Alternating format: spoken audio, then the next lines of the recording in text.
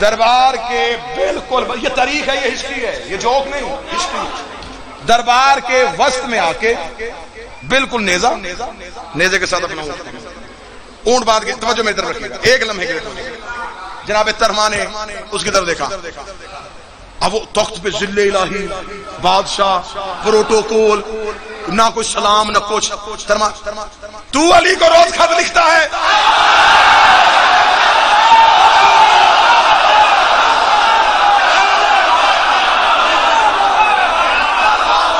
اس نے کہا حد ہو گئی، اسی وجہ سے میں علی سے جنگیں کرتا ہوں. علی نے ایسے ایسے نوکر رکھے ہوئے ہیں جنہیں ممبروں پہ جانے کے، جنہیں سفارت کاری کے نہ تہذیب ہے نہ آداب ہے. پہلی بار کسی کے دربار میں جائیں ایسے بات کرتے ہیں، ایسے گفتگو کرتے ہیں. جناب ترمانی کا کیا غلطی کی ہے میں نے؟ اس نے کہا تو دربار میں آیا، تو نے مجھے سلام نہیں کیا اور فوراً گفتگو شروع کر دی. ترما کہتے میرا دماغ خراب ہے، میں تیری سلامتی مانگوں، میں تو تیرے لیے موت کا پیغام لے کے آیا.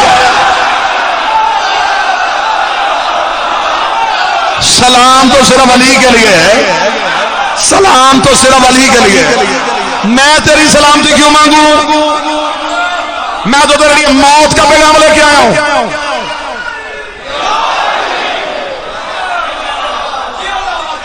ترما کی خود اعتمادی،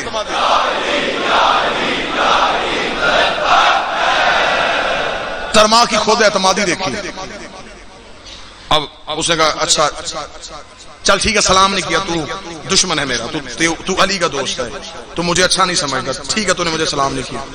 حد ہو گئی، انسان ہے کہ نہیں ہے تو؟ سلمان نے کہا کیا میں نے؟ کہاں لا کے اونٹ باندھا تو نے؟ ترمان نے اپنے اونٹ کو دیکھا تو پھر کہاں باندھتا؟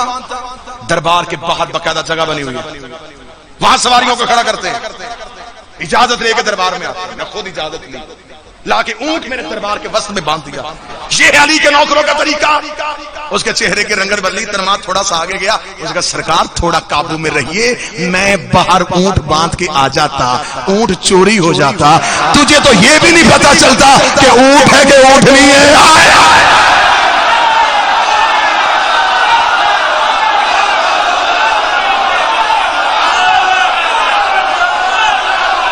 تجھے جس کے پاس میں آیا ہوں،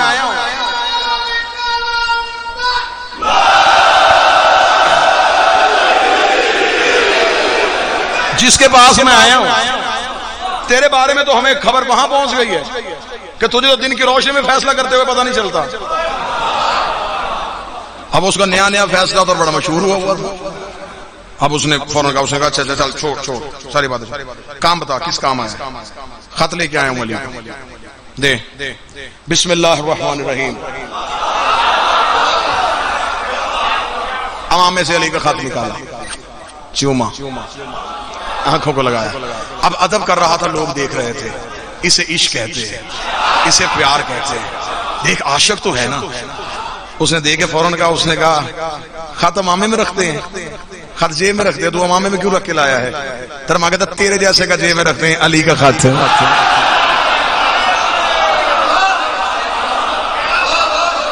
اگلا جملہ میری پوری تقریر کروان جناب ترما کے جملے پہ. جناب ترما کہتے ہیں میری مجبوری ہے، میرے پاس سر سے اونچی جگہ کوئی نہیں تھی. آیا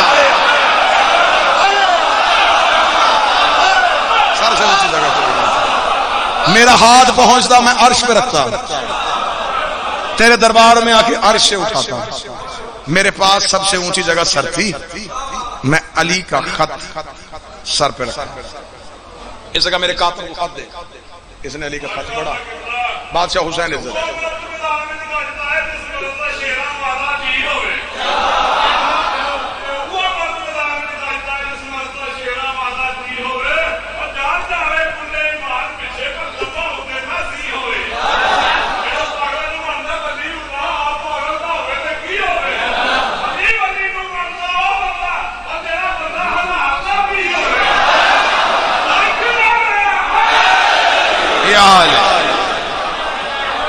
توجہ صاحب، میرے پاس سر سے اونچی جگہ کوئی نہیں، یہ ہے علی کا خط. بس یہ بات مکمل ہو گئی. مجھے قتل علی پہ 2 وجہ پڑھنی تھی. اب کوشش کروں گا اگر بابا جی کے آنے سے پہلے جو پڑھ سکا. یہ ہے علی کا خط. اس نے کاتب سے کہا خط کھول، جلدی جلدی خط کا جواب دے، زیادہ دیر سے کھڑا نہ کرنا۔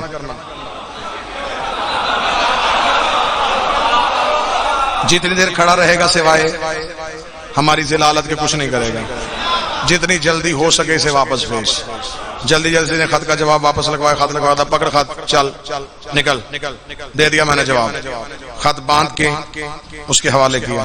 ترما نے خط پکڑا، دیکھ اس کی طرف رہا، ڈوری کھولی، خط کو پڑھنا شروع کیا۔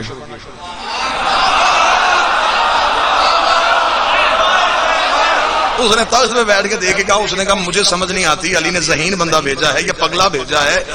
تجھے ہر بات میں ٹوک رہا ہوں، تجھے کسی بات کی تہذیب نہیں ہے۔ تو نے خط دیا مجھے علی کا، میں نے جواب دیا علی کو، تو خط لے کے کوفے جا، علی کو جواب دے، علی واپسی خط لکھے، تو نے یہیں کھڑے ہو کے پڑھنا شروع کر دیا۔ ترما کہتا اچھا تو پہلے میں تجھ سے جواب لوں، پھر وہاں جاؤں، پھر علی سے جواب دے، پھر تیرے پاس لے کے آؤں، پھر تو جواب دے، پھر علی کے پاس لے کے جاؤں۔ اتنا وقت نہیں ہے، میں علی کی زیارت کر کے عبادت کرتا ہوں۔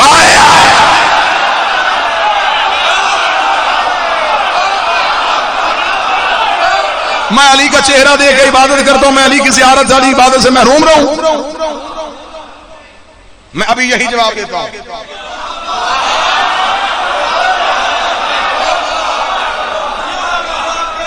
اس میں اس نے خط میں جو جواب لکھا تھا تاریخ میں آج بھی اس نے اسے پہلی سطر لکھی تھی، اس نے کہا علی مجھ سے یہ سوچ کے لڑنے کے لیے آنا، میرے پاس فوج رائی کے دانوں سے زیادہ ہے،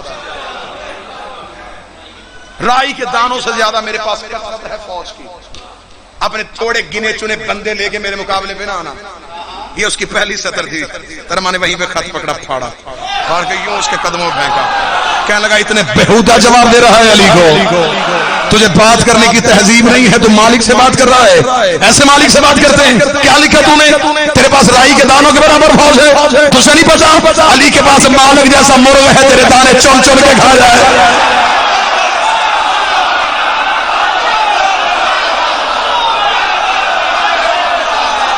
یہ کہہ کے بادشاہ علی کی عزت کی قسم ہے، اس لیے میرے مالک علی نے کہا ہے، مالک نے فرمایا دشمن کا دربار ہو، سارے کے سارے دشمن ہو، ایک لمحے کے لیے بھی اپنے چہرے پہ جبین پہ پسینہ نہ لے کے آنا، سیسا پلائی دیوار بن کے دشمن میں کھڑے ہونا۔ علی کہتے اگلے لمحے میں ہم تمہاری زبان بنیں گے، ہم تمہاری گفتار بنیں گے۔ تمہارے دشمن کے دربار میں کھڑے ہوگا، تو نے علی کو چیلنج کیا ہے، میں اکیلا آیا ہوں، تو فوج لے کے آ، میں لڑنے کو تیار۔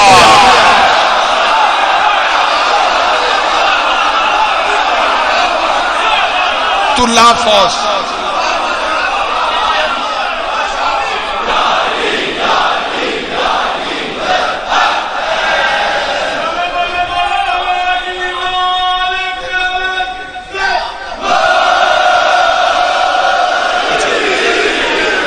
انیس جون بروز بدھ 15 شوال اسی امام بارگاہ میں آپ کے سامنے انشاءاللہ رات کی مجلس ہے، رات آپ کی بھی آواز نہیں آ رہی، بادشاہ حسین یا علی جی میں نے اعلان کیا ہے 19 جون اس امام بارگاہ میں انشاءاللہ رات آپ کے سامنے حاضری ہوگی۔ اب یہ ہے علی کے نوکروں کی ذہانت۔ اب بہت لمبا واقعہ ہے، مجھے یہیں پہ اگلی ایک سطر پڑھ دیتا ہوں۔ جب ترما نے جواب در جواب دیا نا، تو پھر اس نے ترما کے جانے کے بعد اپنے لوگوں سے کہا تھا کاش میرے پاس علی کے نوکروں جیسا ایک ہوتا،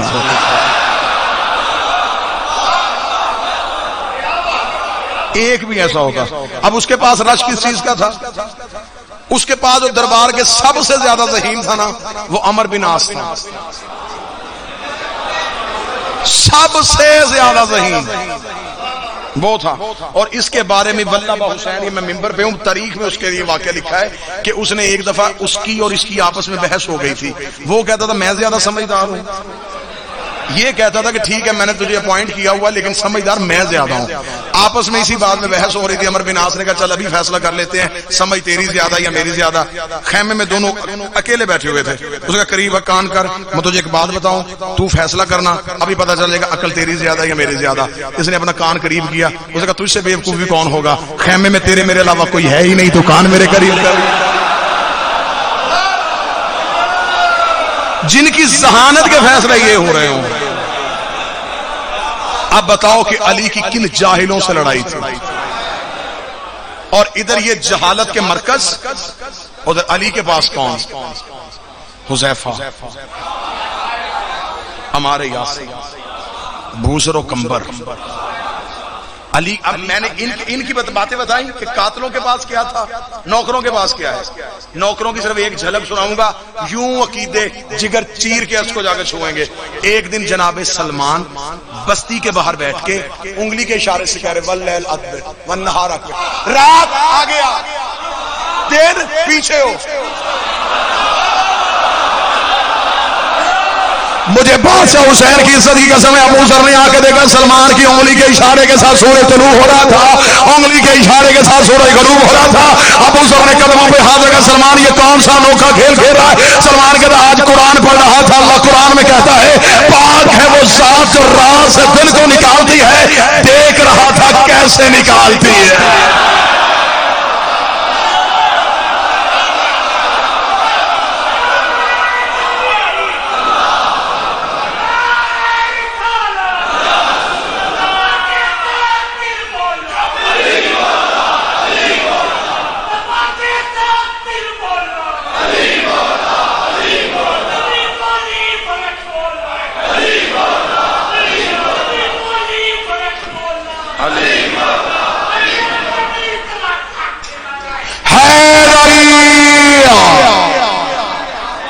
قاتل علی کا یا سفین میں یا چمک جائے، مر سکتے ہیں ہم علی کے مقابلے میں جو بھی آئے گا، ہم ایک لمحے کے لیے بھی اسے تسلیم کرنے کے لیے تیار نہیں۔ بعض بندوں کو بڑا شوق ہوتا ہے، وہ ماڈرن شیعہ ہے نا، ٹیشو پیپر شیعہ، انہیں اچھا لگتا ہے، وہ کہتے ہیں نہیں اتحاد رہنا چاہیے، لوگوں کے ساتھ تعلقات بھی اچھے رہنے چاہیے، یہ سب کچھ بڑا اچھے طریقے سے چلنا چاہیے۔ تجھے اتنا اتحاد بارے میں ہے، تو سر پہ قرآن رکھ کے بتا، جب علی گوشہ نشینی اختیار کیے ہوئے تھے تو اس دور میں ہوتا تو دربار میں ہوتا یا علی کے ساتھ ہوتا؟ لوگوں نے علی سے بولنا چھوڑ دیا، علی کے سلام کا جواب چھوڑا۔ ہمارا بادشاہ اپنی ولایت کی وجہ سے دنیا سے علیحدہ ہو کے بیٹھ گیا، اور ہمیں دنیا سے تعلق رکھنے کا شوق ہے۔ ہم چاہتے ہیں کہ ہمارا اتحاد فضا اچھی رہنی چاہیے، علی کو ماننا ہے اور پھر تنہائیوں کے لیے رہو۔ مبلغ اعظم مولانا اسماعیل نے مناظرے میں شیعہ کیا تھا قاضی سعید الرحمان کو، پھر وہ خود بھی مناظر ہو گئے تھے۔ قاضی سعید الرحمان سے ایک مناظرے میں مخالف مولوی نے کہا تھا قاضی سعید الرحمان میں تجھ پہ سوال کرنے لگا ہوں، فرض کر تو شیعہ نہیں، میں سوال کرتا ہوں۔ اس نے کہا بکواس بند کر، اسی فرض میں مر جاؤں جہنم میں چلا جاؤں۔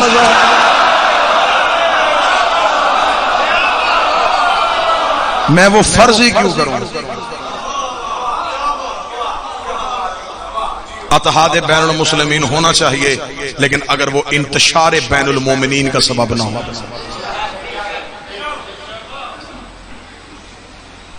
ہم اتحاد کریں گے لیکن علی کے نام۔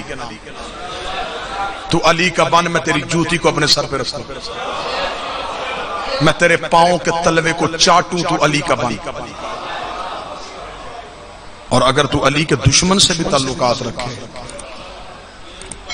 پھر سر پہ قرآن رکھ کے بتا پتھر کیوں کھائے تھے علی کی بیٹی کو؟